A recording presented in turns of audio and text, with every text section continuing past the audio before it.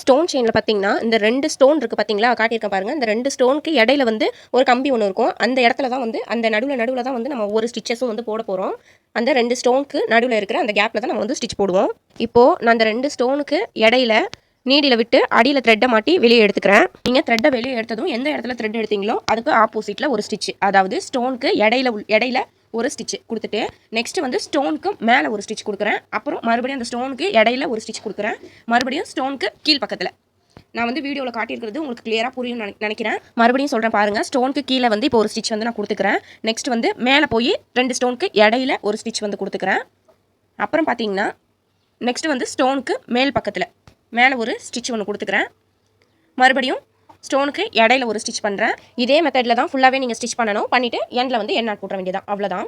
நீங்கள் இன்னும் நம்ம சேனலை சப்ஸ்கிரைப் பண்ணலன்னா வீடியோ பார்த்து முடிச்சதும் சப்ஸ்கிரைப் பண்ணிடுங்க. ப்ரீவியஸ் வீடியோஸ் எல்லாம் பிளேலிஸ்ட்டில் உங்களுக்கு இருக்குது. நீங்கள் பிளேலிஸ்ட்டில் போய் எல்லா வீடியோவும் பார்த்துக்கோங்க.